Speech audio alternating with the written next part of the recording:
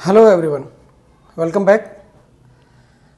Chemical bonding का जो second lecture था, लास्ट लेक्चर यानी, उसमें हमने वैलेंस बॉन्ड थ्योरी का फंडामेंटल बताया था और उसमें जो मॉडिफिकेशन था valence shell electron pair repulsion theory, उसके बारे में बात की थी।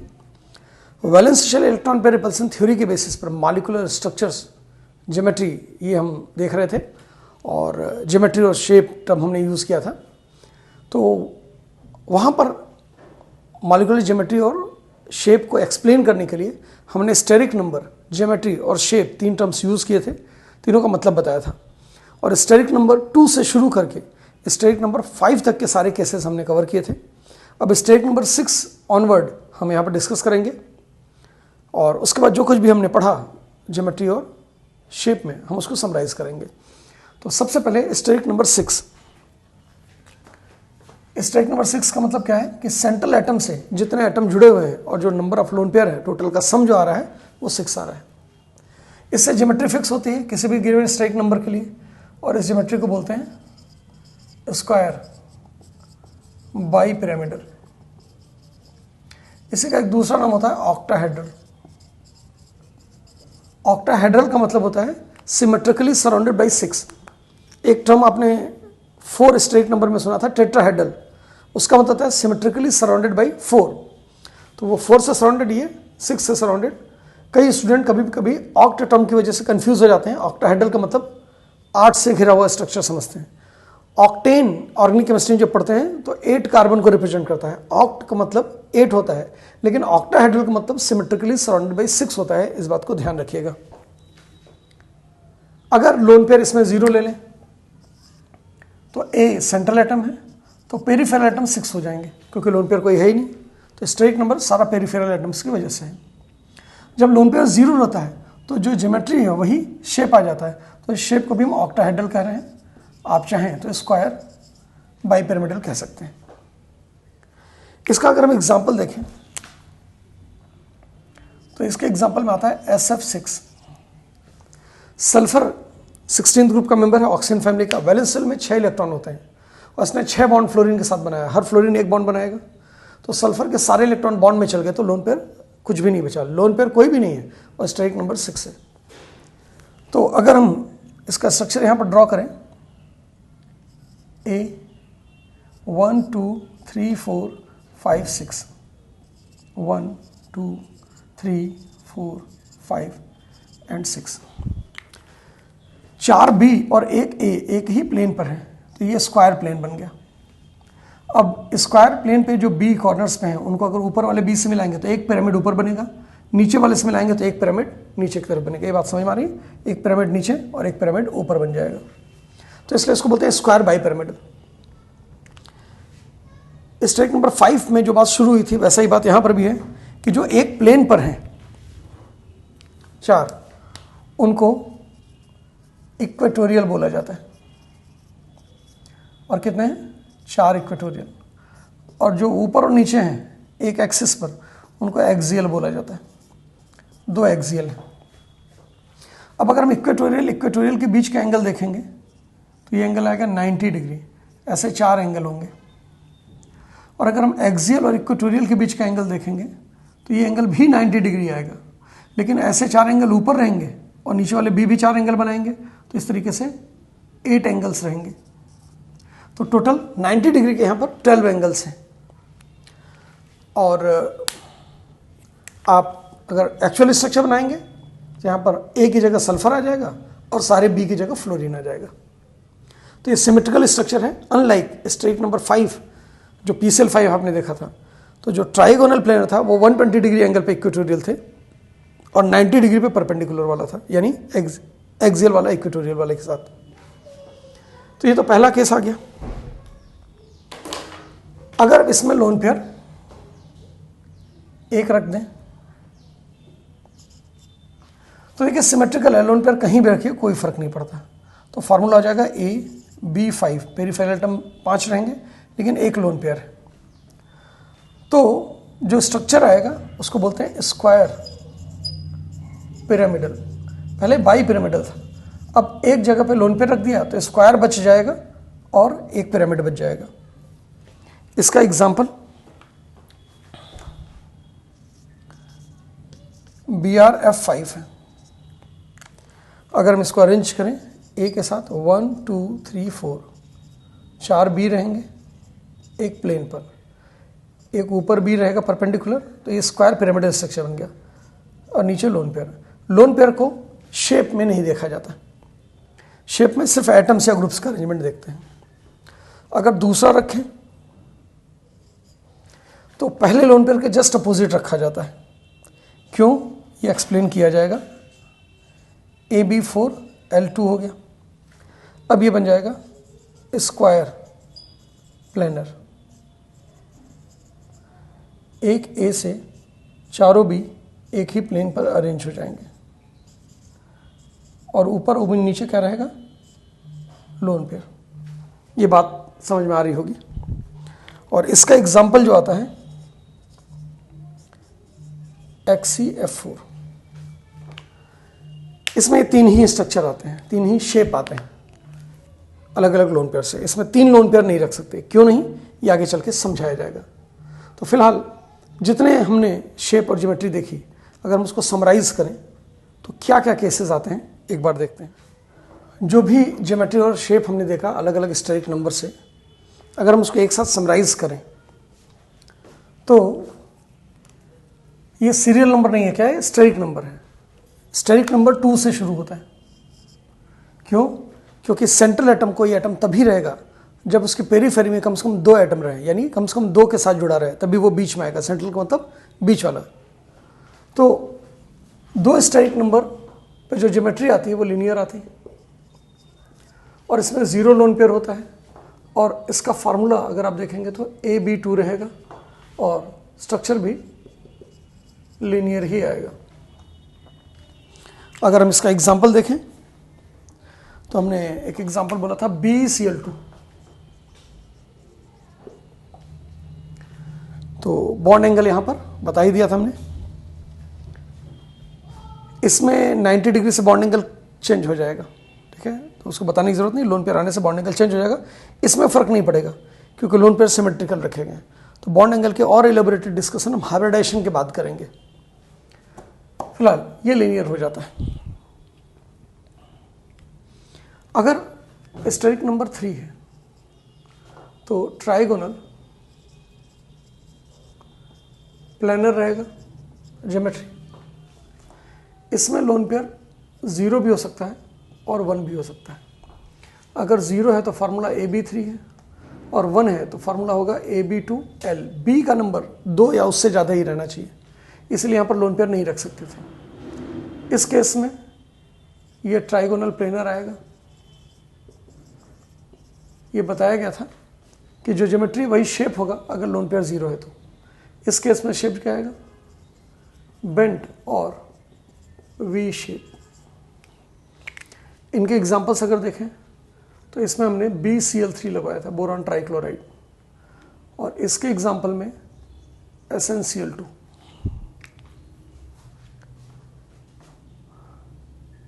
अगर स्टेरिक नंबर 4 ले लिया हमने तो वैसे तो ज्योमेट्री आएगी टेट्राहेड्रल, लेकिन इसमें लोन पेयर का नंबर 0 हो सकता है, 1 हो सकता है और 2 हो सकता है। तो 3 डिफरेंट स्ट्रक्चर्स या शेप हमको मिलेंगे। एक फार्मूला AB4, दूसरा AB3L और तीसरा AB2L2। एग्जाम्पल अगर हम इसका देखें तो CH4 कार्बन के चारों इलेक्ट्रॉन बॉन्ड में चले गए।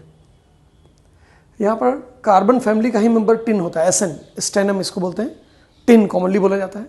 कार्बन फैमिली को वैलेंस शेल में 4 इलेक्ट्रॉन, 4 में से 2 बॉन्ड में गए, तो यहाँ पर एक पेयर बच गया, वही लोन पेयर यहाँ लिखा गया। यहाँ पर वैलेंस शेल में 3 इलेक्ट्रॉन, तीनों बॉन्ड में चले गए। वैलेंस शेल में 2 इलेक्ट्रॉन, दोनों बॉन्ड में चले गए। अगर हम इसका एग्जाम्पल लें तो NH3 आएगा। नाइट्रोजन फैमिली के वैलेंस शेल में 5 इलेक्ट्रॉन होता है, 5 में से 3 बॉन्ड में चला गया तो बचा 2, यानी एक लोन पेयर और 3 पेरिफेरल एटम। इसका एग्जांपल होता है H2O। ऑक्सीजन सेंट्रल एटम है, A की जगह ऑक्सीजन है, B की जगह हाइड्रोजन है। ऑक्सीजन के वैलेंस शेल में 6 इलेक्ट्रॉन होते हैं, 2 बॉन्ड में चले गए तो बचे 4, मतलब 2 लोन पेयर है इसके पास। अगर हम इनका स्ट्रक्चर देखें तो ये तो टेट्राहेड्रल ही रहेगा। ये ट्राइगोनल पिरामिडल हो जाएगा, सिर्फ पिरामिडल भी इसको बुलाते हैं। और ये बेंट और वी शेप्ड। तो इसका मतलब सेम शेप अलग अलग ज्योमेट्री के साथ हो सकता है, अलग अलग स्ट्राइक नंबर में हो सकता है। अब अगर हम 5 की बात करें, स्ट्राइक नंबर, तो जो ज्योमेट्री आती है ट्राइगोनल बाई पिरामिडल, इसमें लोन पेयर का नंबर 0, 1, 2 और 3, 4 केसेस आते हैं। तो ट्राइगोनल बाई पिरामिडल यानी स्ट्राइक नंबर 5 में 4 डिफरेंट शेप पॉसिबल हैं। अगर हम इनका फार्मूला देखें तो पहला फार्मूला का AB5, then AB4L, then AB3L2, then AB2L3। इसमें खास बात हमने बताई थी कि जितने भी लोन पेयर हैं सब इक्वेटोरियल पोजीशन पर रखे जाते हैं। ये अनसिमेट्रिकल ज्योमेट्री होती है क्योंकि 2 तरीके के बॉन्ड एंगल यहाँ पर मिलते हैं। अगर हम एग्जांपल लिखें तो PCl5, फास्फोरस के वैलेंस में 5 इलेक्ट्रॉन, पांचों बॉन्ड में चले गए तो लोन पेयर 0। इसका एग्जांपल SF4 बताया था हमने। सल्फर के वैलेंस में 6 इलेक्ट्रॉन, 4 बॉन्ड में चले गए तो बचे 2 मतलब 1 लोन पेयर। इसका एग्जांपल बताया गया था ClF3, क्लोरीन सेंट्रल एटम है, वैलेंस शेल में 7 इलेक्ट्रॉन होते हैं, 3 बॉन्ड बनाएंगे फ्लोरीन के साथ, बचेंगे 4, 4 इलेक्ट्रॉन का मतलब 2 लोन पेयर क्लोरीन के पास। इसका एग्जांपल बताया था XCF2, ज़ेनॉन नोबल गैस है, वैलेंस शेल में 8 इलेक्ट्रॉन होते हैं, 2 बॉन्ड बना लिया इसने, बचा 6 का मतलब 3 लोन पेयर है। और इनका स्ट्रक्चर ये तो सेम रह जाएगा, trigonal bipyramidal. Then SF4 seesaw shape आता है, ClF3 टी शेप्ड बोलते हैं, और यहां पर यस लीनियर। तो लीनियर पहले भी आ चुका है स्ट्राइक नंबर 2 में। और आखिरी जो अभी हमने देखा strike number 6, square bi pyramidal, या इसी को ऑक्टाहेड्रल भी कहते हैं। इसमें लोन पेयर का नंबर 0 हो सकता है, 1 हो सकता है, 2 हो सकता है, 3 क्यों नहीं होगा वो हम हाइब्रिडेशन के बाद बताएंगे। यहाँ पर फार्मूला हो जाएगा AB6, AB5L, AB4L2। यह सिमेट्रिकल है, पहला लोन पेयर कहीं भी रखिए, दूसरा लोन पेयर पहले लोन पेयर से मैक्सिमम डिस्टेंस पर। क्यों? क्योंकि लोन पेयर रिपल्सन जो होता है वो स्ट्रॉन्गेस्ट होता है। इनके एग्जांपल में हमने SF6 लिखा था, सल्फर के 6 इलेक्ट्रॉन बॉन्ड में चले गए, लोन पेयर 0। इसके एग्जांपल में लिखा था BrF5, सामने ही है, ब्रोमीन के वैलेंस शेल में 7 इलेक्ट्रॉन होते हैं, 5 बॉन्ड में चले गए तो बचा 2 यानी 1 लोन पेयर, 5 पेरिफेरल एटम। इसका एग्जांपल बताया था XCF4, ज़ेनॉन नोबल गैस है, वैलेंस शेल में 8 इलेक्ट्रॉन होते हैं, 4 बॉन्ड में चले गए तो बचे 4 का मतलब 2 लोन पेयर हो गया। और इनके स्ट्रक्चर्स क्या हैं? AB6 ऑक्टाहेड्रल, इसी को स्क्वायर बाई पिरामिडल भी बोल सकते हैं। Next square pyramidal, and next square planar. तो यही चीज़ हमने लास्ट लेक्चर से पढ़ाना शुरू किया था, यहाँ पर कंप्लीट किया और उसको समराइज कर दिया। तो ये बात आपको याद रखना पड़ेगा पहले कि किस हिस्टेरिक नंबर के साथ क्या ज्योमेट्री आती है, उसमें कितना लोन पेयर रखने के साथ क्या शेप आता है। अब ये जो एग्जांपल्स हैं इनको हम हाइब्रिडेशन के बाद एक एक करके डिटेल में डिस्कस करेंगे, क्योंकि पॉलीएटॉमिक मॉलिक्यूल है तो इसके स्ट्रक्चर का एक्सप्लेनेशन प्रॉपर जो होता है वह हाइब्रिडेशन के बाद आता है। तो डिस्कस करेंगे तो ये सब कुछ जो हमने पढ़ाया है वो फिर से रिवाइज हो जाएगा। तो इसलिए एक बार इसको अच्छे से देख लीजिए और इत्मीनान से देख लीजिए, उसके बाद फिर अगला टॉपिक जो हम पढ़ाने जा रहे हैं उसको आप देखिए और नोट्स बनाइए। तो नेक्स्ट टॉपिक हम इसके बाद जो पढ़ेंगे वह है हाइब्रिडाइजेशन। कंसेप्ट ऑफ हाइब्रिडाइजेशन ये हमारा नेक्स्ट टॉपिक है। सेकंड टॉपिक बोल रहे हैं, तो फर्स्ट क्या था? Valence shell electron pair repulsion theory. Last lecture में हमने बताया था कि simple concept of overlapping of orbitals से कोवेलेंट बॉन्ड के फॉर्मेशन को जब एक्सप्लेन किया गया तो डाई एटॉमिक मॉलिक्यूल्स तो एक्सप्लेन हो गए, लेकिन पॉली एटॉमिक मॉलिक्यूल्स का स्ट्रक्चर, बॉन्ड एंगल एक्सप्लेन नहीं हो पाया। उसको एक्सप्लेन करने के लिए दो थ्योरीज दी गई। Valence shell electron pair repulsion theory हम पढ़ चुके हैं, अब कंसेप्ट ऑफ हाइब्रिडेशन हम पढ़ने जा रहे हैं। ज़्यादा क्वेश्चन, ज़्यादा डिटेल्स इसके बेस पे पूछा जाता है। हाइब्रिडाइजेशन में टर्म हाइब्रिड का क्या मतलब होता है? हाइब्रिड का मतलब होता है मिल के बना हुआ या मिक्सचर। तो आप बायो के स्टूडेंट हैं तो हाइब्रिड कंसेप्ट आप बायो में भी पढ़ते हैं।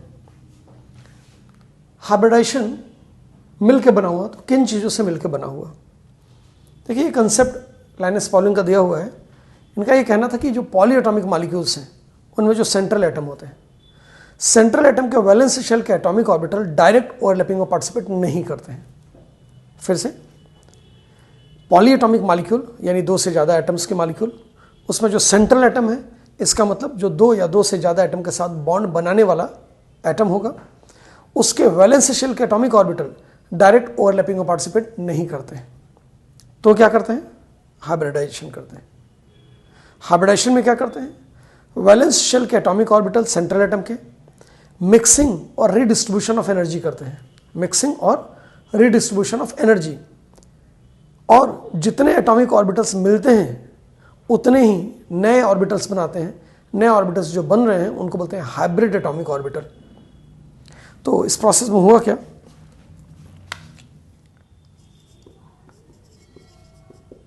एटॉमिक ऑर्बिटल्स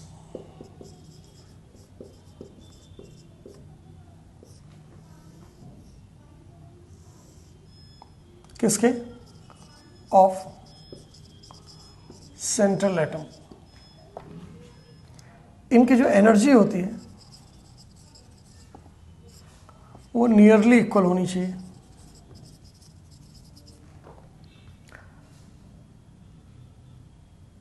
शेप डिफरेंट होता है, ओरिएंटेशन डिफरेंट होता है।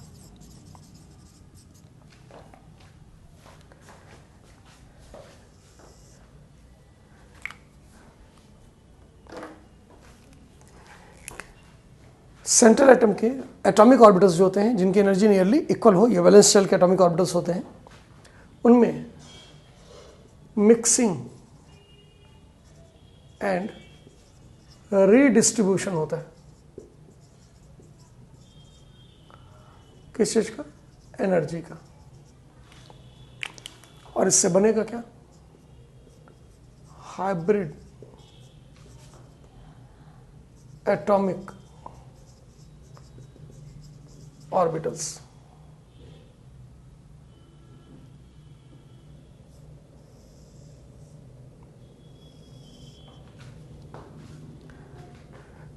इसको हम XH से रिप्रेजेंट कर रहे हैं। X for the number, H is the hybrid atomic orbitals, और एटॉमिक ऑर्बिटल्स X से रिप्रेजेंट कर रहे हैं, नंबर ऑफ एटॉमिक ऑर्बिटल्स। तो एटॉमिक ऑर्बिटल्स मिलकर हाइब्रिड एटॉमिक ऑर्बिटल बनाते हैं मिक्सिंग और रीडिस्ट्रीब्यूशन ऑफ एनर्जी करके। जो मिक्स हुए वो एटॉमिक ऑर्बिटल सेंट्रल एटम के थे, जो बनेंगे हाइब्रिड एटॉमिक ऑर्बिटल वो भी अराउंड सेंट्रल एटम होंगे। जो मिले उनकी एनर्जी नियरली इक्वल थी, जो बनेंगे उनकी एनर्जी एग्जैक्टली इक्वल होगी। जो मिले उनका शेप डिफरेंट था, इनका शेप आइडेंटिकल होगा, ऑल अलाइक। अब आइडेंटिकल में भी कैसा? बेटर टू से शेप, वहां डिफरेंट था, यहां आइडेंटिकल। जो मिले थे एस ऑर्बिटल स्फेरिकल था, पी डंबल था, डी डबल डंबल था। यहां जो बनेगा dumbbell with a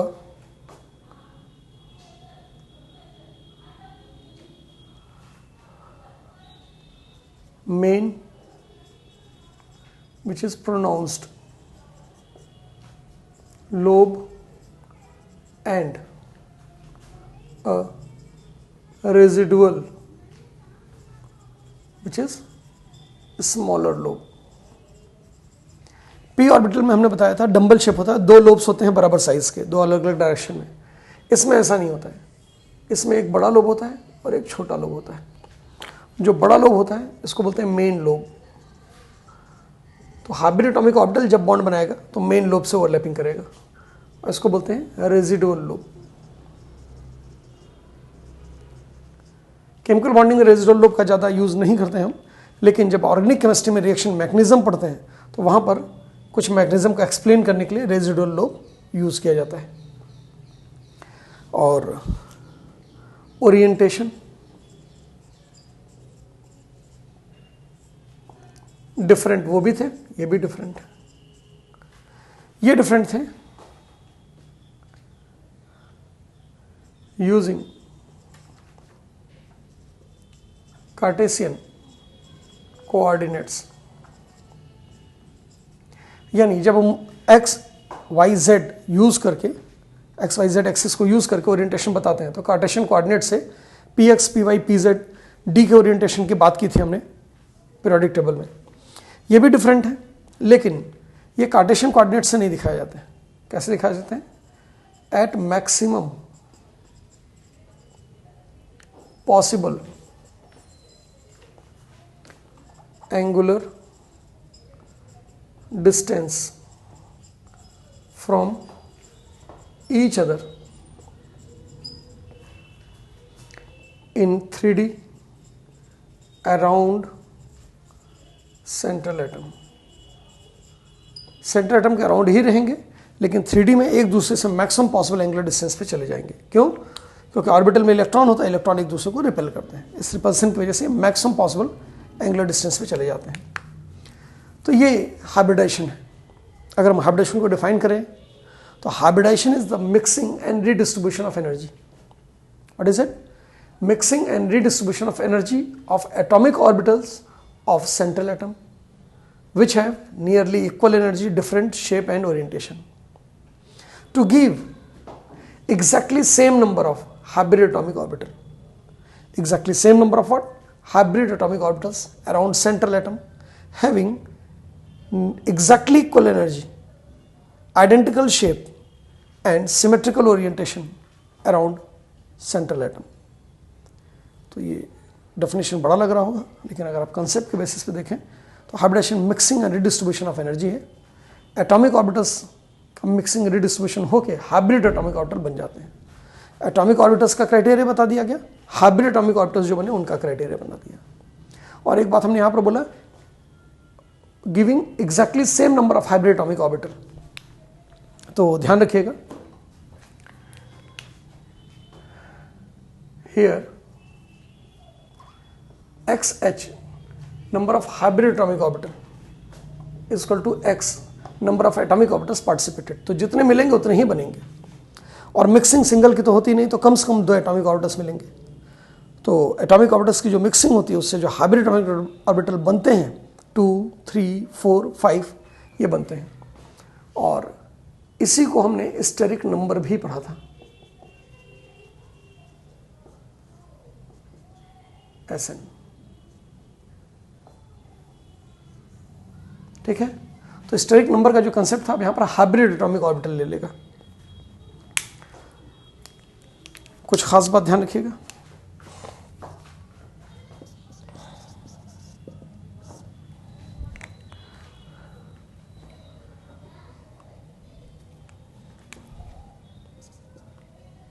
hybrid atomic orbitals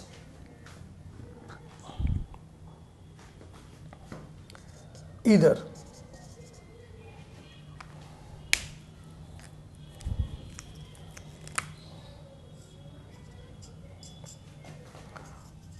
form sigma bond by axial overlapping.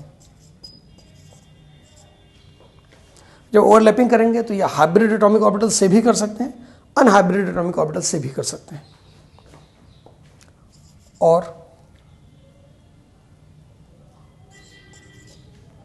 एक दूसरा काम कर सकते हैं. क्या?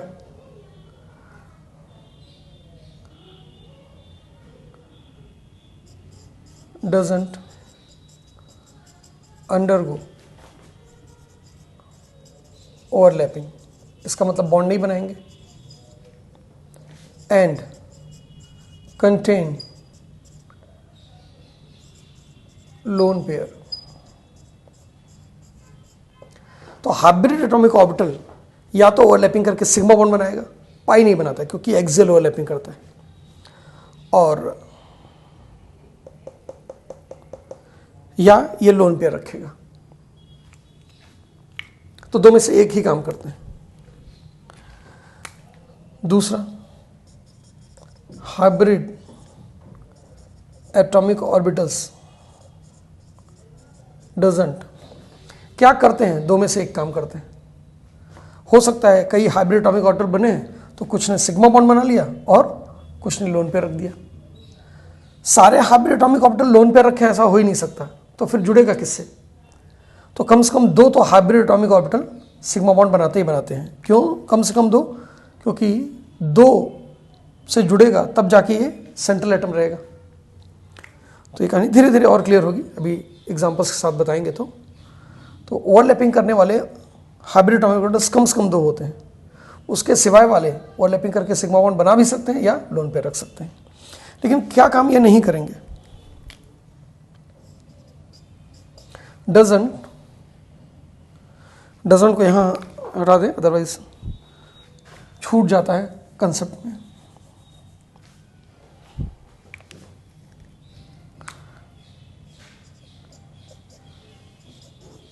Doesn't form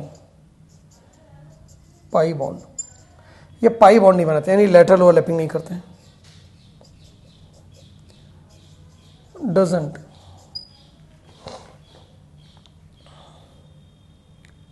possess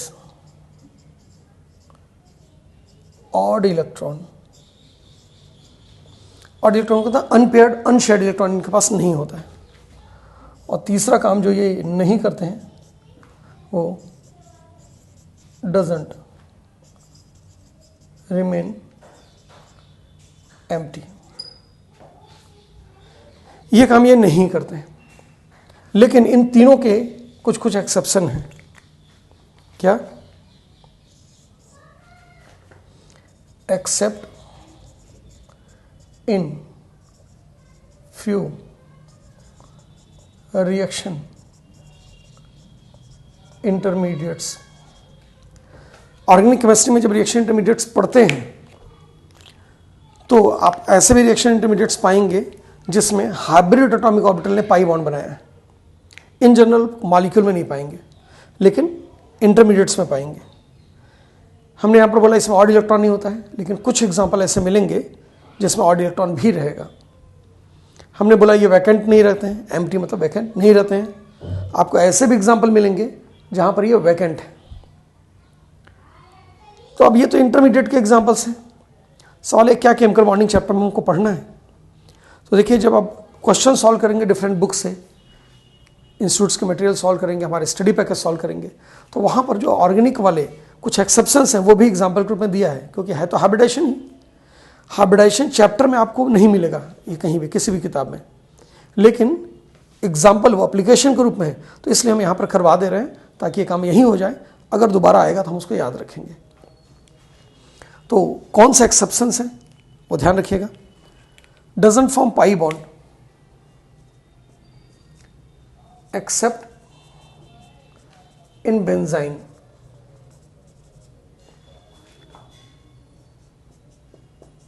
Doesn't possess or have odd electron except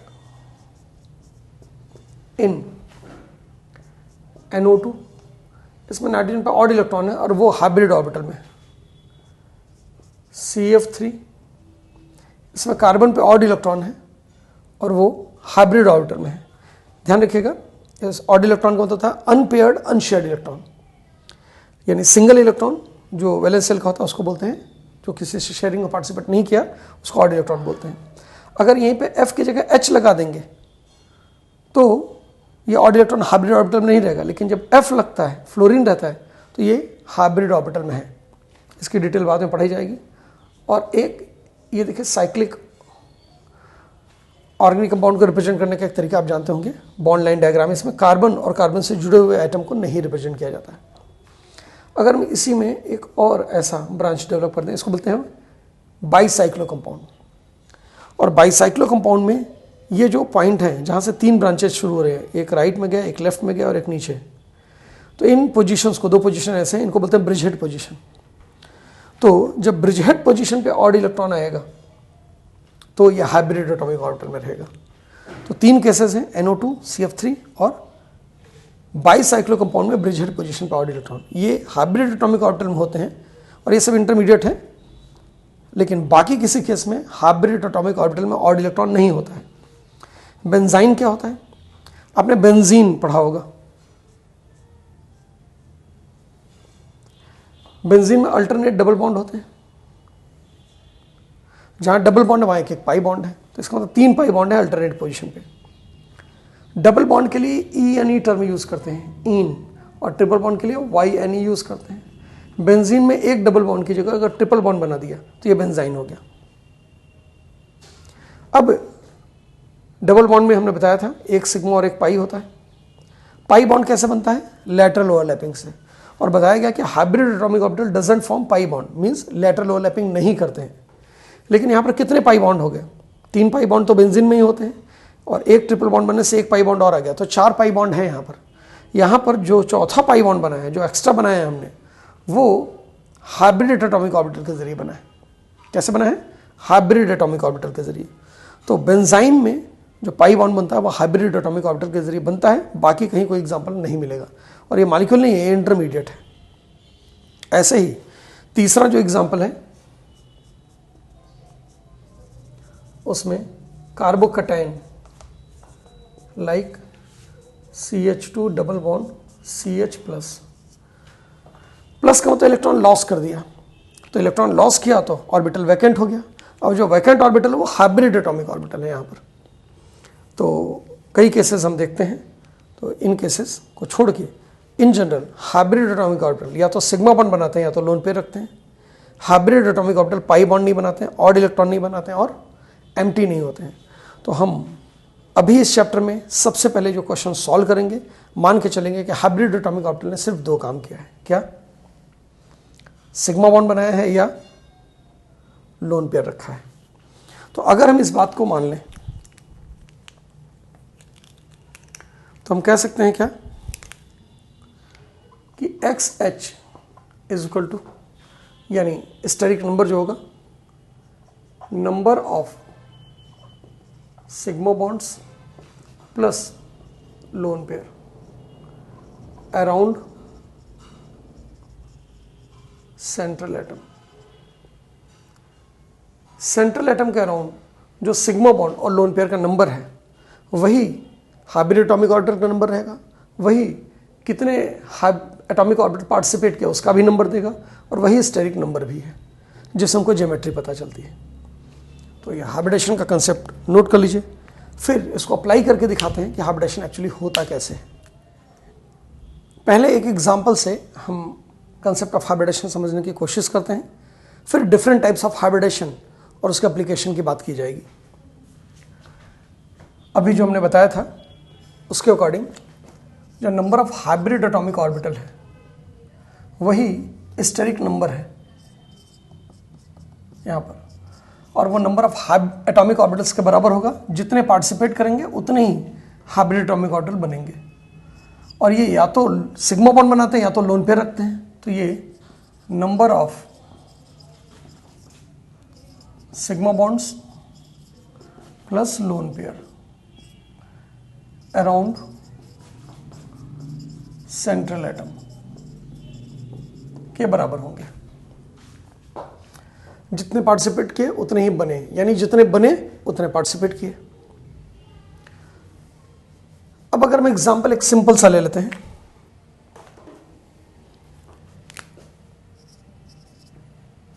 formation of CH4 या वाटर ले लेते हैं। जल ही जीवन है, तो जीवन से शुरुआत करते हैं। वाटर में सेंट्रल एटम ऑक्सीजन है, उसका एटॉमिक नंबर 8, इलेक्ट्रॉनिक कन्फिगरेशन लिखेंगे तो हीलियम के बाद वैलेंस शेल आएगा 2s में 2 इलेक्ट्रॉन, 2p में 4 इलेक्ट्रॉन, s में 1 ऑर्बिटल, इसमें 2 इलेक्ट्रॉन, p ऑर्बिटल 3 होते हैं और 4 इलेक्ट्रॉन भरेंगे तो 2 अनपेयर्ड इलेक्ट्रॉन रहेंगे x y z।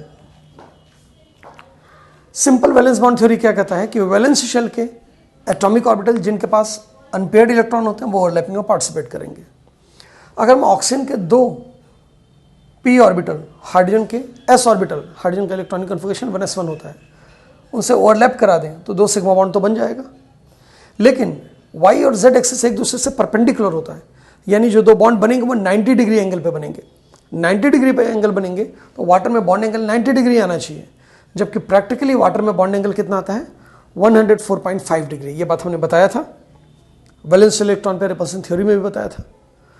तो 104.5 डिग्री पे बॉन्ड पाया जाता है और इस कंसेप्ट के अकॉर्डिंग अगर हम डायरेक्ट ओवरलैपिंग करा दें तो ये 90 डिग्री एंगल आएगा।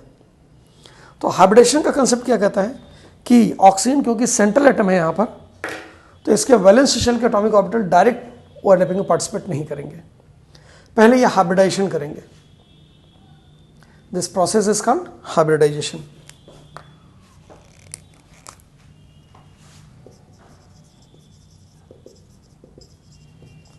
Mixing and redistribution of energy of atomic orbitals of valence shell of central atom. तो ऑक्सीजन सेंट्रल एटम है, ये वैलेंस शेल के एटॉमिक ऑर्बिटल्स है, इनका मिक्सिंग और रीडिस्ट्रीब्यूशन ऑफ एनर्जी होगी। 2 के s का 1 ऑर्बिटल, 2 के p के 3 ऑर्बिटल, टोटल 4 ऑर्बिटल मिलेंगे। जो एटॉमिक ऑर्बिटल्स मिलते हैं उन्हीं के नाम पे हाइब्रिडेशन का नाम दिया था। एक s और 3 p है तो इसको बोलते हैं sp3 हाइब्रिडाइजेशन। कितने मिले? 4 एटॉमिक ऑर्बिटल, एक s और 3 p, तो बनेंगे कितने? 4 बनेंगे। पहले एक की एनर्जी बाकी 3 से डिफरेंट था, एक स्फेरिकल था, 3 डंबल थे अलग अलग डायरेक्शन में। अभी चारों की एनर्जी बराबर हो जाएगी, इसलिए चारों को हम एक साथ लिखते हैं 1 2 3 4, यानी जोड़ के लिखते हैं। जो जुड़े हुए उनकी एनर्जी आपस में बराबर है, इनको डिजेनरेट ऑर्बिटल्स बोलते हैं। तो जितने भी हाइब्रिड एटॉमिक ऑर्बिटल्स होते हैं वो हमेशा डिजेनरेट होते हैं। अच्छा, अब इनका अरेंजमेंट हम एक्स वाई जेड से नहीं बताते, एक दूसरे से मैक्सिमम पॉसिबल एंगुलर डिस्टेंस बनाएंगे। टोटल इलेक्ट्रॉन थे कितने? 4 + 2 6। 6 इलेक्ट्रॉन को 4 ऑर्बिटल्स में भरना, तो 1 2 3 4 5 6। अब देखिए 2 हाइब्रिड एटॉमिक ऑर्बिटल में लोन पेयर आ गया और जिसके पास अनपेयर्ड इलेक्ट्रॉन है वो ओवरलैपिंग करके सिग्मा बॉन्ड बनाएगा। इनका नाम क्या रखेंगे? जो हाइब्रिडेशन का नाम वही हर हाइब्रिड एटॉमिक ऑर्बिटल का नाम, हर hybrid atomic orbital sp3 hybrid atomic orbital होगा। 4 sp3 हाइब्रिड एटॉमिक ऑर्बिटल बनते हैं जिसमें से 2 के पास लोन पेयर रहता है, तो बाकी 2 क्या करते हैं? हाइड्रोजन का इलेक्ट्रॉनिक कन्फिगरेशन होता है 1s1, 2 हाइड्रोजन है, दोनों के पास वैलेंस शेल में एक ऑर्बिटल में 1 इलेक्ट्रॉन है, ये ओवरलैप कर जाएंगे तो sp3s ओवरलैपिंग होगी। sp3 1s के साथ ओवरलैप करेगी, यहाँ पर भी sp3s ओवरलैपिंग होगी। इस तरीके से मीथेन बनेगा। अब अगर इसका हम ऑर्बिटल डायग्राम बनाएं तो कार्बन सेंट्रल है एटम और उससे 1 2 3 4 ये टेट्राहेड्रल अरेंजमेंट होगा 4 का। एक दूसरे से मैक्सिमम पॉसिबल एंगुलर डिस्टेंस पे जाएंगे तो टेट्राहेड्रल अरेंजमेंट होगा 4 का। ये valence shell electron pair repulsion theory में भी पढ़ा था आपने कि स्टेरिक नंबर 4 होने पर कैसे 4, 2 लोन पेयर 2 सिग्मा बॉन्ड, 4 हो गया तो स्टेरिक नंबर 4 हो गया। ऑक्सीजन के वैलेंस शेल में 6 इलेक्ट्रॉन होते हैं, 6 में से 2 बॉन्ड में चले गए तो बचे 4 यानी 2 लोन पेयर, 2 लोन पेयर और 2 सिंगल बॉन्ड यानी 2 सिग्मा बॉन्ड, तो स्टेरिक नंबर 4 हो गया। अब यहाँ पर ऑर्बिटल का अरेंजमेंट कैसा होगा? देखिए चारों हाइब्रिड एटॉमिक ऑर्बिटल जो होते हैं कैसे होते हैं? डंबल के एक लोब के जैसा, और उसके बाद एक छोटा लोब होगा, फिर दूसरा, फिर इधर भी छोटा लोब होगा, फिर तीसरा छोटा लोब होगा, फिर चौथा और उसका भी छोटा लोब होगा। तो इस तरीके से बनते हैं। ओवरलैपिंग में पार्टिसिपेट कौन करेगा? जो मेन लोब है वो। तो इधर एक हाइड्रोजन ओवरलैप कर गया, इधर दूसरा हाइड्रोजन ओवरलैप कर गया, और बीच में ऑक्सीजन। और दो लोब्स जो हैं उनमें लोन पेयर ऑफ इलेक्ट्रॉन होते हैं, 1 2 1 2। इसका मतलब ये स्ट्रक्चर आएगा कैसा? ऑक्सीजन से 1 हाइड्रोजन, 2 हाइड्रोजन जुड़ गया और 2 लोन पेयर। अब इसको बेंट या वी शेप बोलते हैं। ये एंगल वैसे तो 109 डिग्री 28 मिनट होना चाहिए था, लेकिन लोन पेयर रिपल्सन ज़्यादा होने की वजह से ये 109 डिग्री 28 मिनट से बढ़ जाएगा, और बॉन्ड पेयर रिपल्सन कम होने की वजह से कम हो जाएगा। तो ये जो बॉन्ड एंगल एग्जैक्टली आता है एक्सपेरिमेंटली 104.5 डिग्री आता है। अब ये 109 डिग्री 28 मिनट से थोड़ा सा कम है, लोन पेयर आने की वजह से ऐसा हुआ है, तो ये इसका जस्टिफिकेशन हो गया। तो अगर हम हाइब्रिडेशन कंसेप्ट नहीं अप्लाई करते, डायरेक्ट ओवरलैपिंग पार्टिसिपेट कराते, तो क्या होता? तो ये एंगल 90 डिग्री आना चाहिए था। प्रैक्टिकली 90 डिग्री मिलता नहीं है। इसका मतलब direct concept of overlapping polyatomic molecule में एप्लीकेबल नहीं है। ये बात समझ में आ रही होगी आपको। एक और एग्जांपल ऐसे ही प्रैक्टिस करा देते हैं ताकि ये कंसेप्ट और क्लियर हो जाए, फिर हम वैरायटी ऑफ हाइब्रिडेशन के बारे में बात करेंगे। नेक्स्ट एग्जांपल जो हम देखते हैं वो मीथेन को ले रहे हैं।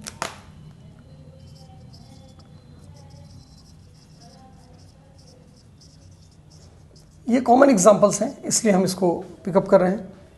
इजी एग्जांपल्स हैं इसलिए बता रहे हैं, और बहुत अच्छे एग्जांपल जो हम प्रैक्टिस में हम ले लेंगे। मीथेन में सेंट्रल एटम कौन है? कार्बन है। कार्बन का एटॉमिक नंबर 6। हीलियम के बाद electronic configuration 2s2 2p2। s में एक ऑर्बिटल 2 इलेक्ट्रॉन पेयर्ड रहेगा। p में 3 ऑर्बिटल, इलेक्ट्रॉन 2 ही हैं तो 2 में अनपेयर्ड इलेक्ट्रॉन रहेंगे। कौन सा x, कौन सा y, कौन सा z फिक्स नहीं होता है, लेकिन इन जनरल z में हम एक रखते हैं। कार्बन ने बॉन्ड कितने बनाए? 4 बॉन्ड बनाने के लिए इसके पास 4 अनपेयर्ड इलेक्ट्रॉन होने चाहिए। इसको बोलते हैं ग्राउंड स्टेट इलेक्ट्रॉनिक कन्फिगरेशन। इसमें 2 ही अनपेयर्ड इलेक्ट्रॉन है, बॉन्ड 4 बनाना है, इसलिए एक्साइटेड स्टेट में जाएगा। ES excited state. एक इलेक्ट्रॉन S का जंप करके P में चला गया, तो S में एक इलेक्ट्रॉन बचेगा और P में तीनों ऑर्बिटल में एक एक अनपेयर्ड इलेक्ट्रॉन आ जाएंगे। ठीक है। अब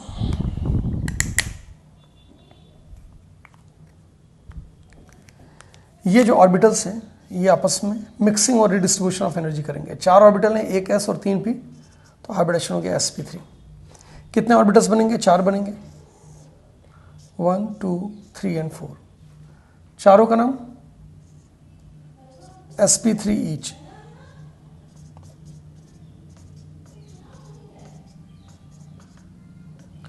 ठीक है। सब में एक एक इलेक्ट्रॉन रहेंगे। 4 हाइड्रोजन हैं, चारों के पास 1s1 ऑर्बिटल्स हैं। तो यानी जो चारों बॉन्ड बने हैं वो sp3s ओवरलैपिंग से बने।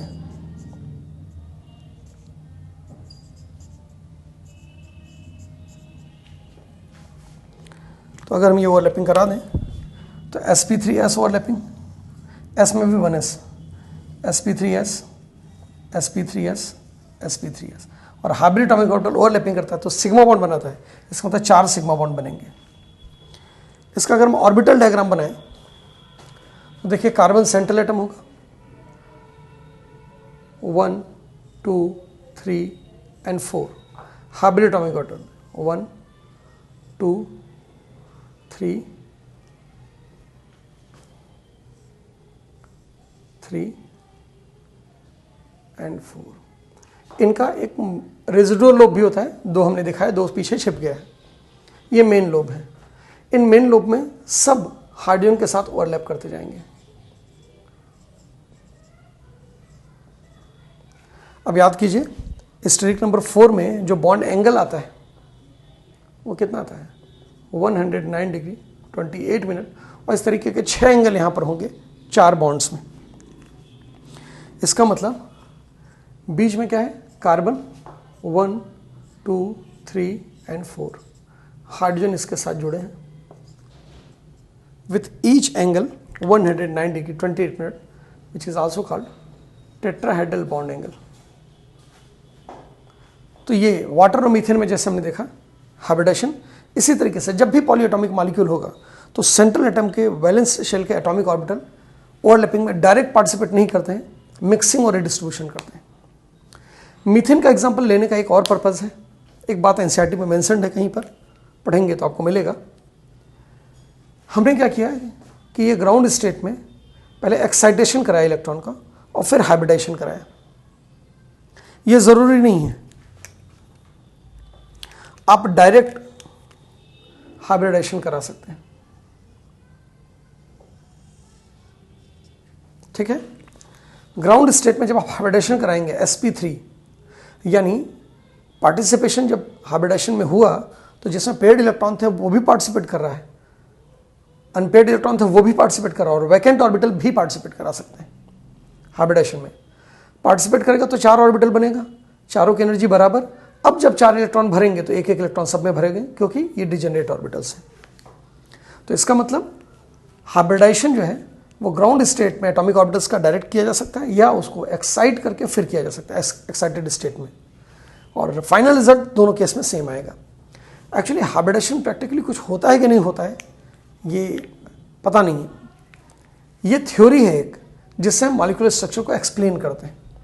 हर स्ट्रक्चर इससे एक्सप्लेन भी नहीं हो पाता है, तो वो लिमिटेशंस ऑफ हाइब्रिडेशन का कंसेप्ट हो जाता है। अब मैक्सिमम मॉलिक्यूल्स के स्ट्रक्चर इससे एक्सप्लेन हो जा रहे हैं। अगर बाइनरी कंपाउंड देखिए जिसमें सिर्फ 2 एलिमेंट के कंपाउंड है, तो उसमें ये केस बहुत अप्लीकेबल है, बहुत सक्सेसफुल है।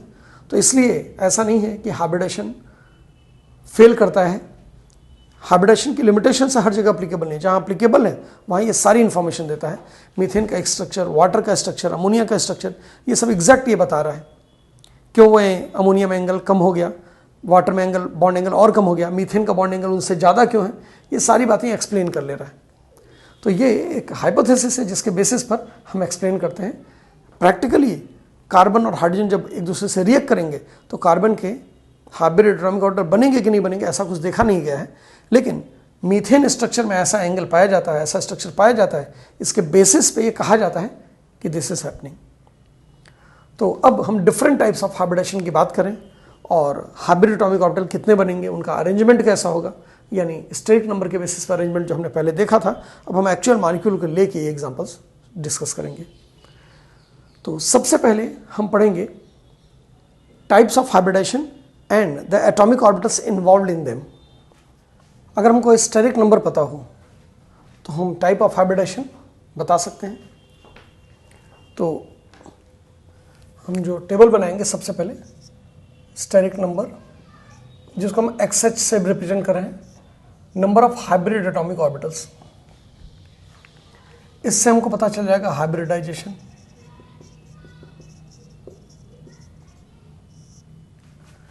इससे एटॉमिक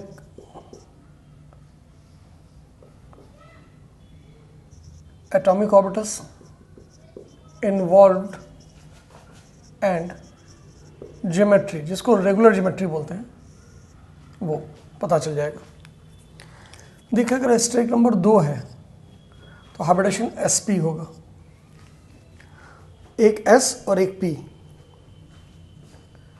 sp हाइब्रिडेशन का मतलब वैलेंस शेल का s, n is the valence shell, outermost shell, और वैलेंस शेल का ही p ऑर्बिटल पार्टिसिपेट करेगा, और ज्योमेट्री जो होती है वो लीनियर ज्योमेट्री होती है। लीनियर ज्योमेट्री, सेंट्रल एटम अगर हम A रखें, सो 1 2, एक मेन लोब, रेजिडुअल लोब उसका, दूसरा मेन लोब और रेजिडुअल लोब। ये हाइब्रिड एटॉमिक ऑर्बिटल्स का अरेंजमेंट हो गया लीनियर। P वैलेंस शेल में, P सब शेल में 3 ऑर्बिटल होते हैं। अगर Z इंटरन्यूक्लियर एक्सिस है तो PZ हाइब्रिडेशन में पार्टिसिपेट करेगा, जो X और Y बच जाएगा वो अगर जरूरत पड़ी तो पाई बॉन्ड बनाएगा। यहां पर जो बॉन्ड एंगल आएगा, जैसा कि पहले बताया गया था, 180 डिग्री। नेक्स्ट केस देखते हैं। स्टेरिक नंबर अगर 3 है तो हाइब्रिडेशन आएगा sp2। इसमें 3 ऑर्बिटल्स कौन कौन से होंगे? ns, npz रहेगा, npx और y, इनमें से कोई भी हो सकता है। जो ज्योमेट्री आएगी वो ट्राइगोनल प्लेनर। सेंट्रल एटम अगर A रखते हैं सो 1 2 3, हाइब्रिड एटॉमिक ऑर्बिटल्स का main lobe, residual lobe, main lobe, residual lobe. जितने हाइब्रिड एटॉमिक ऑर्बिटल बनते हैं वो आइडेंटिकल बनते हैं। इनके बीच का जो एंगल रहेगा वो 120 डिग्री एंगल रहेगा। 3 बॉन्ड एंगल्स ऐसे आएंगे। अगर स्टेरिक नंबर 4 है तो sp3। sp3 में ns, npx, npy, npz यानी p सब शेल के तीनों p ऑर्बिटल वैलेंस शेल के पार्टिसिपेट कर जा रहे हैं। हाइब्रिडेशन के बाद इसका जो ज्योमेट्री आता है वो टेट्राहेड्रल, पहला हमने पढ़ा था। अब ये ज्योमेट्री में अगर हम एक अराउंड देखें अरेंजमेंट 1 2 3, ये 3D स्ट्रक्चर है। एक हाइब्रिड ऑर्बिटल, दूसरा हाइब्रिड ऑर्बिटल, तीसरा हाइब्रिड ऑर्बिटल और चौथा हाइब्रिड ऑर्बिटल। सबके रेजिडुअल लोब होते हैं, 2 दिखाई देगा, इसका लोब इधर, इसका लोब इधर, और बाकी दोनों एक दूसरे के पीछे हिडन है। यहां पर जो बॉन्ड एंगल आएगा 109 डिग्री 28 मिनट, ऐसे 6 एंगल आएंगे। अगर आप देखें इन तीनों के टिप्स को मिला दें अगर हम, तो ट्राइगोनल प्लेनर अरेंजमेंट है ये। और इसमें हर ऑर्बिटल के टिप्स को एडजेसेंट ऑर्बिटल से मिलाते जाइए। तो एक ट्राइगोनल फेस बना, फिर इधर भी ट्राइगोनल फेस बनेगा, इधर भी ट्राइगोनल फेस बनेगा। तो इसमें 4 ट्राइगोनल फेस रहेंगे, एक लेफ्ट में, एक राइट में, एक पीछे और एक नीचे। ये पिरामिडल शेप है जिसके सेंटर में सेंट्रल एटम है और चारों वर्टिसेस पे एक एक पेरिफेरल एटम या लोन पेयर इस तरीके से रहेंगे। तो ये टेट्राहेड्रल ज्योमेट्री कही जाती है, सिमेट्रिकली सराउंडेड बाय 4। अगर यही चीज हम कंटिन्यू करें आगे तो 4 के बाद आएगा 5 स्टेरिक नंबर। स्टेरिक नंबर 5 का मतलब हाइब्रिडेशन हो जाएगा sp3d। sp3d के बारे में कुछ खास बात है, पहले आम बात कर ले फिर खास बात किया करेंगे। इसमें जो हाइब्रिड एटॉमिक ऑर्बिटल्स में एटॉमिक ऑर्बिटल्स इन्वॉल्व होंगे, वैलेंस शेल का s, p के तीनों ऑर्बिटल आ गए तो npx, npy, npz। अब वैलेंस शेल का ही d है और d में 5 ऑर्बिटल होते हैं। जो पहला d ऑर्बिटल होगा वो dz स्क्वायर इन्वॉल्व होगा। इससे जो ज्योमेट्री आती है हमने बताया था ट्राइगोनल बाइपिरामिडल। ये ज्योमेट्री अगर हम अरेंज करें तो एक सेंट्रल एटम है, इससे trigonal 1 2 3 4 5 hybrid orbitals.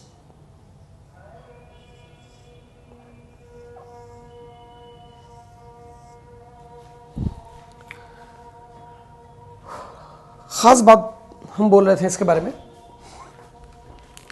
sp3d is a mixed hybridisation. इसमें एक sp2 होता है प्लस pd होता है, दोनों मिलकर तब sp3d हो जाएगा। p2 यहां पर एक p मिला के sp3 हो जाएगा। ये जो sp2 है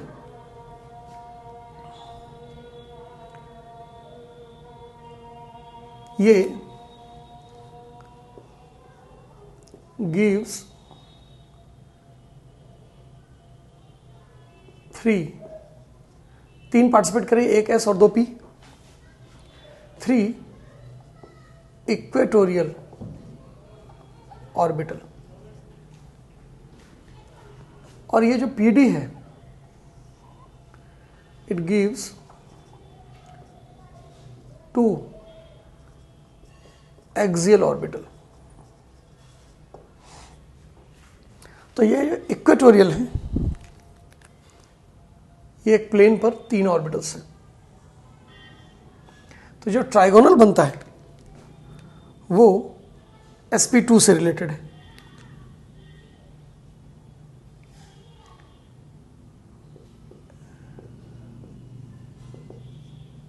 ये ऑर्बिटल्स हैं। और एक्सियल जो ऑर्बिटल बनता है वही बाई पिरामिडल बनाते हैं। तो इक्वेटोरियल कितने हैं? 3। एक्सियल कितने हैं? 2। अब इसमें भी जो sp2 में पार्टिसिपेट कर रहा है वो ns, npx, npy है। इससे ट्राइगोनल ऑर्बिटल बनते हैं। और npz और ndz स्क्वायर ये मिल के बाई पिरामिडल यानी एक्सियल ऑर्बिटल्स बनाते हैं। तो एक्सियल इक्वेटोरियल ऑर्बिटल में थोड़ा डिफरेंस है। अगर हम सिर्फ इक्वेटोरियल ऑर्बिटल्स के बीच का एंगल देखें तो 120 डिग्री एंगल आएगा और ऐसे 3 एंगल होंगे। एक्सियल से एक्सियल तो 180 डिग्री एंगल रहेगा, लेकिन वो एडजेसेंट नहीं है इसलिए उसकी बात नहीं की जाती। और अगर हम एक्सियल से इक्वेटोरियल अगर देखेंगे तो 90 डिग्री एंगल आएगा और इस तरीके से 3 एंगल ऊपर और 3 एंगल नीचे यानी 6 एंगल्स होंगे। तो यहाँ पर 2 तरीके के बॉन्ड एंगल आ गए, इसलिए इसको अनसिमेट्रिकल ज्योमेट्री कहते हैं। तो इसका हाइब्रिडेशन, इसके एग्जांपल्स बहुत ज़्यादा इंपॉर्टेंट हो जाते हैं। नेक्स्ट पॉइंट, अगर हम 6 की बात करते हैं तो sp3d के बाद आएगा d में एक orbital sp3d2, ns, npx, npy, npz के सिवाय n का ही dz स्क्वायर रहेगा। और दूसरा जो n आता है दूसरा जो d आता है वैलेंस शेल के d का x स्क्वायर y स्क्वायर। याद कीजिए क्वांटम नंबर के पढ़ाने वक्त हमने बताया था d सबशेल में 5 ऑर्बिटल होते हैं जिसमें 2 एक्सियल होते हैं, जहां पर स्क्वायर लगाते हैं z square, x square, y square. ये एक्सियल ऑर्बिटल्स हैं। एक्सियल ऑर्बिटल ही पहले पार्टिसिपेट करते हैं हाइब्रिडेशन में। जैसे यहाँ पर पहला p pz था, दूसरा px py कुछ भी हो सकता है, तीसरा आ गया तो सब आ गया। पहला d ऑर्बिटल जो होता है वो dz स्क्वायर होता है हाइब्रिडेशन में, एक्सियल ऑर्बिटल, क्योंकि z का इलेक्ट्रॉन क्लाउड x, y और z एक्सिस तीनों पे मिलता है। z पे सबसे ज़्यादा, x और y पे रिंग के फॉर्म में मिलता है, इसलिए इसको डोनट शेप आता है। दूसरा d एक्सियल है, x स्क्वायर y स्क्वायर। जब तीसरे d की बात करेंगे तो कोई भी ऑर्बिटल हो सकता है। तो अगर हम यहाँ पर बात करें ज्योमेट्री की, तो इससे जो ज्योमेट्री आती है वो आते हैं स्क्वायर बाई पिरामिडल, और इसी को ऑक्टाहेड्रल भी बोलते हैं। क्या बोलते हैं? ऑक्टाहेड्रल। अच्छा, इसका अगर हम अरेंजमेंट देखें, सेंट्रल एटम 1 2 3 4 4 मिल गए एक प्लेन पर, 5 6 एक्सियल हो गए। तो लोब्स हो जाएंगे 1 2, ये हाइब्रिड लोब्स हैं जिनका मेन लोब हम बना रहे हैं। रेजिडुअल लोब चाहें तो बना सकते हैं, लेकिन हम चाहते नहीं बनाना।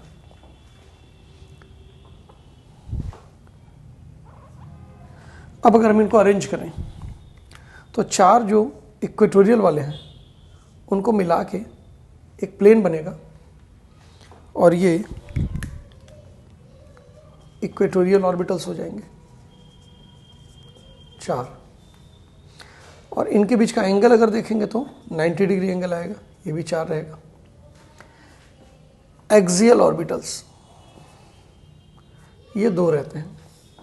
खास बात क्या है, sp3d में 2 एक्सियल ऑर्बिटल 3 इक्वेटोरियल ऑर्बिटल से डिफरेंट होते हैं। एक्सियल ऑर्बिटल थोड़े बड़े होते हैं, इक्वेटोरियल थोड़े छोटे होते हैं।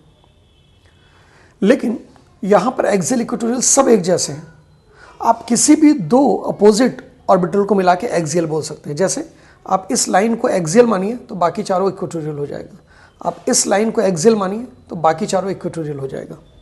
तो इसका मतलब एक्सियल इक्वेटोरियल में डिफरेंस नहीं है, सिर्फ फ्रेम ऑफ रेफरेंस का डिफरेंस है। कोई भी दो 180 डिग्री पे जो है वो एक्सियल है, तो यहाँ पर 3 सेट ऑफ एक्सियल ऑर्बिटल्स ले सकते हैं। यहाँ पर एक ही सेट ऑफ एक्सियल ऑर्बिटल है, एक्सियल को इक्वेटोरियल, इक्वेटोरियल को एक्सियल नहीं बोला जा सकता, नहीं बनाया जा सकता। और एक्सियल से इक्वेटोरियल का एंगल अगर आप देखेंगे तो 90 डिग्री रहेगा, और इस तरीके से 4 एंगल ऊपर रहेंगे और 4 एंगल नीचे रहेंगे, तो यानी 8 एंगल। ये बात भी पहले हो चुकी है। तो टोटल यहाँ पर 12 90 डिग्री एंगल्स हैं। Last but not the least, valence shell electron pair repulsion theory में हमने सिर्फ स्ट्राइक नंबर 6 तक की बात की थी। हाइब्रिडाइजेशन में स्ट्राइक नंबर 7 की भी बात करेंगे, और इसमें हाइब्रिडाइजेशन होता है sp3d2। sp3d2 में जो पार्टिसिपेट करेंगे वो ns रहेगा, npx, npy, npz रहेगा, और इसके सिवाय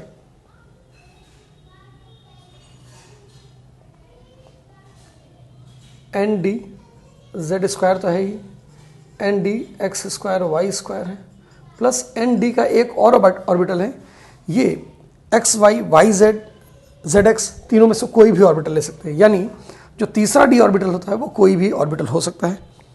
तो ये पूरा ध्यान रखिएगा, ये पार्टिसिपेटेड ऑर्बिटल है। वैसे तो पार्टिसिपेटेड ऑर्बिटल हम साइड में रखते थे, लेकिन यहाँ पे स्पेस कम है और बात हम यहीं कंप्लीट कर देना चाहते हैं, बात ज़्यादा आगे नहीं बढ़ाना चाहते हम, तो इस वजह से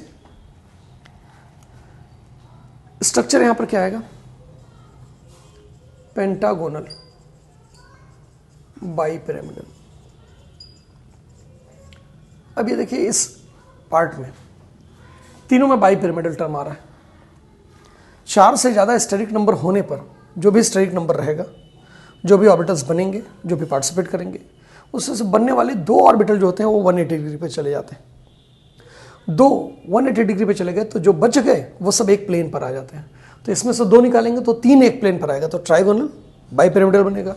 इसमें से 2 एक प्लेन पर जाएंगे तो 4 एक प्लेन पर आएंगे, सॉरी 2 एक एक्सिस में जाएंगे पर 180 डिग्री पे, तो 4 एक प्लेन पर आएंगे, तो उसको बोलेंगे स्क्वायर बाइपिरामिडल, उसी को ऑक्टाहेड्रल बोल देते हैं।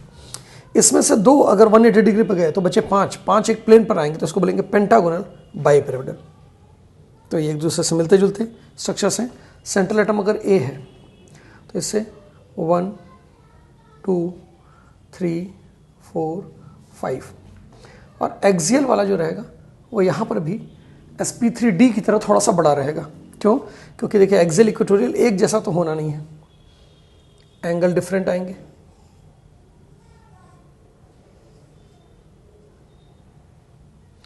अगर हम पांचों एक्सियल वाले को मिला देंगे तो पेंटागन बनेगा।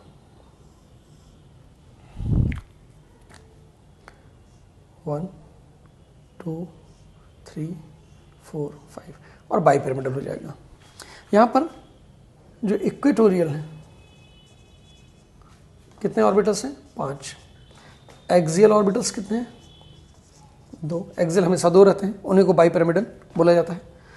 यहाँ पर एंगल अगर हम इक्वेटोरियल्स के बीच में देखें एडजेसेंट, तो 72 डिग्री आएगा। कैसे?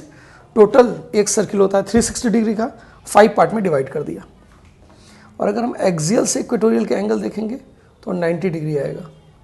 5 ऊपर रहेंगे, 5 नीचे, ऐसे 10 एंगल होंगे। और 72 डिग्री वाले कितने एंगल होंगे? 5। तो ये जितने तरीके के हाइब्रिडेशन हमको पढ़ना है कोवेलेंट कंपाउंड्स में हमने देख लिया। अब एक और ख़ास बात यहाँ पर बता दें जो कि केमिकल बॉन्डिंग में इन जनरल नहीं पढ़ाया जाता है, कोऑर्डिनेशन केमिस्ट्री चैप्टर है 12th में, इनऑर्गेनिक केमिस्ट्री में आखिरी चैप्टर, उसमें बताया जाता है कभी कभी आपको sp3d की जगह dsp3 मिल जाएगा, यानी dsp3, d2sp3 की जगह sp3d2 की जगह d2sp3 मिलेगा। यहाँ पर d3 आना चाहिए ना, sp3d3, ठीक है। d3sp3 हम नहीं पढ़ते, तो 2 केस ऐसे हैं जहाँ पर d पहले आ जाएगा, और स्टेट नंबर 4 में भी sp3 के सिवाय dsp2 मिलेगा। यानी कभी कभी आपको हाइब्रिडेशन में लिखा हुआ मिलेगा कि s के पहले d दे दिया जाए, ठीक है। तो अगर s और p के बाद d आता है तो ऑब्वियसली 3p के बाद ही d आएगा। तो ये जो d होते हैं ये वैलेंस शेल के होते हैं। वैलेंस शेल का मतलब जिस शेल का s है उसी शेल का p है, उसी शेल का d है, तो इसको आउटर d बोलते हैं। क्या बोलते हैं? Outer d। तो अभी तक हमने जितने भी पढ़े ये सब कोवैलेंट कंपाउंड्स में आउटर d पार्टिसिपेट करते हैं, यानी वैलेंस शेल का d ऑर्बिटल हाइब्रिडेशन में पार्टिसिपेट करता है अगर जरूरत पड़ी तो। लेकिन कोऑर्डिनेशन कंपाउंड, कॉम्प्लेक्स कंपाउंड जब हम देखते हैं तो वहां पर इनर शेल का d भी पार्टिसिपेट कर सकता है। इनर शेल मतलब n-1 का d। अगर s और p n शेल के हैं और जो d है वह n-1 का है, तो पहले हम d को लिखेंगे फिर s और p को लिखेंगे। अच्छा, d को पहले लिखेंगे तो dsp2, dsp3 और d2sp3 हाइब्रिडेशंस की बात होगी, जो केमिकल बॉन्डिंग के पार्ट में तो डिस्क्राइब नहीं किया जाता, लेकिन एनसीईआरटी में भी एक दो एग्जांपल इसका दे दिया गया है। सिर्फ एक दो एग्जांपल की वजह से हम उसको यहाँ पर क्लियर कर दे रहे हैं। उसकी ज़्यादा डिटेल जो है वो कोऑर्डिनेशन कंपाउंड में पढ़ाया जाएगा।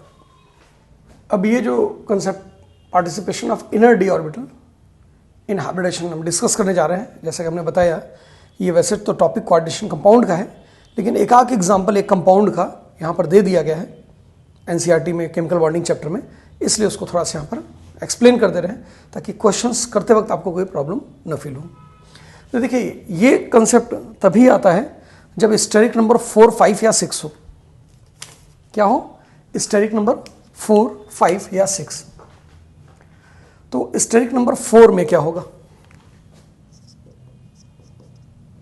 यानी हाइब्रिड एटॉमिक ऑर्बिटल का नंबर 4।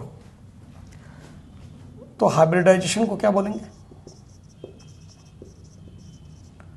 और हाइब्रिडेशन के बाद atomic orbitals involved and geometry. 3 cases इसमें केवल हमको पढ़ना है। स्टेरिक नंबर 4 में हमने अभी पढ़ा था sp3, यहां पर आता है dsp2। dsp2 में s और p के पहले d आया है, तो ये d n-1 का होगा, यानी इनर शेल का d होगा।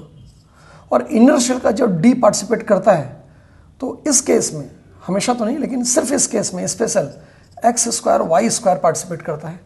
अभी हमने बताया था कि पहला d dz² होता है, लेकिन dsp2 में एक स्पेशल केस है कि dx² y² पार्टिसिपेट करता है। क्यों पार्टिसिपेट करता है? ये बहुत सिंपल सा अच्छा सा कंसेप्ट है, लेकिन अभी इसको एक्सप्लेन नहीं किया गया, इस वजह से ये याद रखना है आपको कि dsp2 में dx² y² पार्टिसिपेट करेगा। कोऑर्डिनेशन कंपाउंड में जब क्रिस्टल फील्ड थ्योरी पढ़ते हैं तो इससे बात एकदम क्लियर हो जाती है। अभी के लिए याद रख लीजिए कि dsp2 को छोड़ के कभी भी अगर d का पार्टिसिपेशन होगा तो पहला d dz² होगा, दूसरा dx² y² होगा और तीसरा d कोई भी ले सकते हैं।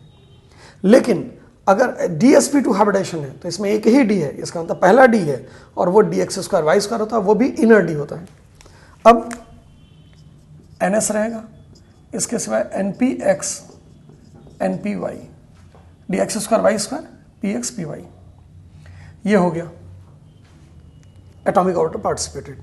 इसमें स्ट्रक्चर बदल जाता है। जब sp3 पढ़ा था स्टेरिक नंबर 4 में, तो याद कीजिए टेट्राहेड्रल था। जब स्टेरिक नंबर 4 में dsp2 होगा, जो कि कोऑर्डिनेशन कंपाउंड में हो सकता है, कोवैलेंट कंपाउंड्स में कभी नहीं होता है, तो यहां पर स्क्वायर प्लेनर आता है। यानी स्क्वायर प्लेनर जो स्ट्रक्चर मिलेगा वो dsp2 हाइब्रिडेशन से भी मिल सकता है और sp3d2 में जब 2 लोन पेयर आते हैं तब भी मिल सकता है। ये भी बताया था, आगे चल के फिर से बताएंगे। और ये स्क्वायर प्लेनर में सेंट्रल मेटल लिख देते हैं यहाँ पर, क्योंकि यहाँ पर कोवैलेंट कंपाउंड्स में ऐसा नहीं होता है। सो 1 2 3 4 1 2 3 4, ये हाइब्रिड एटॉमिक ऑर्बिटल्स हैं। इनको कनेक्ट कीजिए, आपको स्क्वायर प्लेनर स्ट्रक्चर मिल जाएगा। ये सब एक ही प्लेन पर होंगे और यहाँ पर ये मेटल जिससे जुड़ता है उसको लिगेंड बोलते हैं। ठीक है, तो कोऑर्डिनेशन कंपाउंड में ये बातें की जाएंगी।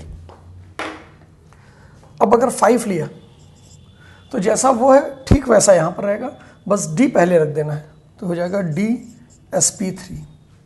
dsp3 में n-1 का d रहेगा, dz² रहेगा प्लस ns रहेगा प्लस npx npy npz।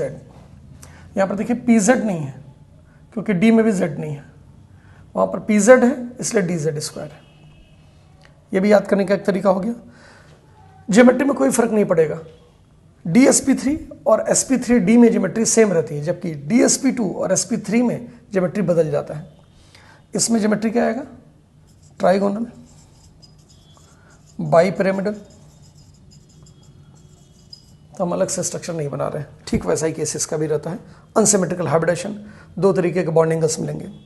अगर 6 ले लिया तो D2sp3, D2sp3 में 2 d ऑर्बिटल हैं, तो एक d तो रहेगा dz², लेकिन इनर d n-1 का, एक रहेगा dx²y², और फिर ns, npx, npy, npz, इन सबको मिला देंगे तो स्क्वायर बाई पिरामिडल या ऑक्टाहेड्रल। यानी इन दो केसेस में डी पहले आने से ज्योमेट्री में कोई फर्क नहीं पड़ा, लेकिन स्टेरिक नंबर 4 में अगर इनर डी कॉम्प्लेक्स बनता है तो स्क्वायर प्लेनर हो जाता है। इसको इनर डी बोलते हैं इन तीनों को, और इनको आउटर डी बोलते हैं। कोऑर्डिनेशन नंबर 4 में इनर डी तो बनता है लेकिन आउटर डी नहीं बनता है, क्योंकि इसके सिवाय अगर दूसरा केस लेंगे तो sp3 होता है, उसमें डी आता ही नहीं है। तो कोऑर्डिनेशन नंबर 4 में इनर डी बनता है, आउटर डी नहीं बनता है। कोऑर्डिनेशन 5 और 6 में इनर डी कोऑर्डिनेशन कंपाउंड्स में बनते हैं, और सारे कोऑर्डिनेशन कंपाउंड में नहीं, लेकिन कब बनेंगे कब नहीं बनेंगे ये हम कोऑर्डिनेशन कंपाउंड में ही पढ़ेंगे। लेकिन अगर कोवेलेंट कंपाउंड है तो डी जब भी आएगा तो हमेशा बाद वाला आएगा, आउटर मोस्ट शेल का आएगा, इसलिए उसको आउटर डी कंपाउंड्स कहते हैं। एक और ख़ास बात यहीं पे बताते चलें, आप सोच रहे होंगे कि हर बात को ख़ास बात बोलते जा रहे हैं। सही बात है, ये जो टॉपिक पढ़ा रहे हैं ये अपने आप में बहुत ख़ास टॉपिक है, तो इसकी हर बात ख़ास बात है। तो एक और ख़ास बात हम आपको बताते चलें कि इसमें जो डी का पार्टिसिपेशन हुआ है, 3 केसेस ये देखा, sp3d, sp3d2, sp3d3, ये तभी होता है जब पेरीफेरल एटम हाईली इलेक्ट्रोनेगेटिव हो। अगर पेरीफेरल एटम हाइड्रोजन है यानी लेस इलेक्ट्रोनेगेटिव एटम है तो डी ऑर्बिटल का पार्टिसिपेशन नहीं हो सकता है। जैसे एक एग्जांपल की हम बात करें, PH5 एग्जिस्ट नहीं करता है, PCl5 हमने देखा है एग्जिस्ट करता है, इसका एग्जांपल हमने कराया था। फास्फोरस के वैलेंस शेल में कितने इलेक्ट्रॉन होते हैं? 5। वैलेंस शेल में 5 इलेक्ट्रॉन है और इसने 5 बॉन्ड बनाया है, तो 5 इलेक्ट्रॉन बॉन्ड में चले गए तो लोन पेयर 0 हो गया। लोन पेयर 0 और सिग्मा बॉन्ड 5, तो स्टेरिक नंबर इसका आ गया 5। अब ये कोवेलेंट कंपाउंड है तो इनर डी तो बन नहीं सकता, बनेगा आउटर डी। आउटर डी बनेगा तो अगर पेरीफेरल एटम हाइड्रोजन है तो डी का पार्टिसिपेशन नहीं हो सकता यहाँ पर, लेकिन यहीं पर हाइड्रोजन की जगह क्लोरीन लगा दिया तो डी का पार्टिसिपेशन हो सकता है। तो फास्फोरस पेंटावैलेंसी शो करता है लेकिन PH5 नहीं बनाता है। क्यों? क्योंकि हाइड्रोजन अगर पेरीफेरल एटम है तो डी ऑर्बिटल का पार्टिसिपेशन नहीं हो सकता है। क्यों नहीं हो सकता है इसकी बात हम और करेंगे इसी चैप्टर में।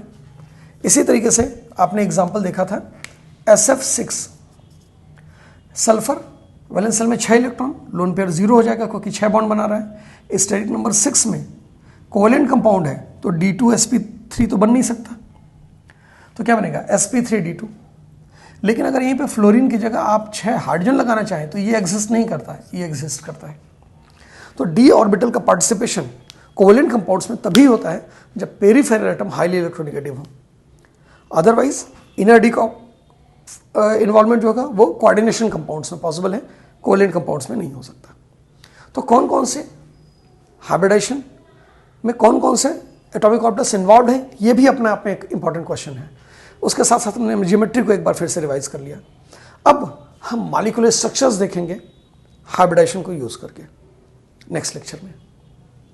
तो नेक्स्ट लेक्चर तक ये ज्योमेट्री का कंसेप्ट क्लियर रखिएगा।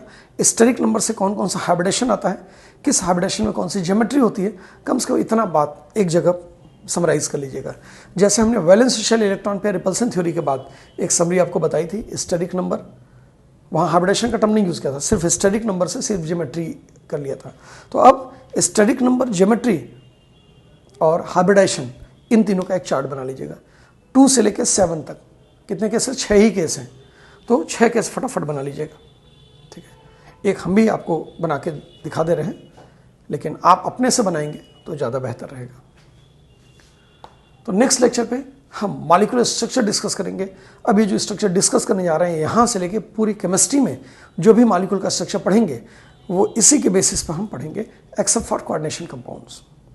सो तब तक रिवाइज कीजिए, पढ़ते रहिए, बढ़ते रहिए। Bye bye.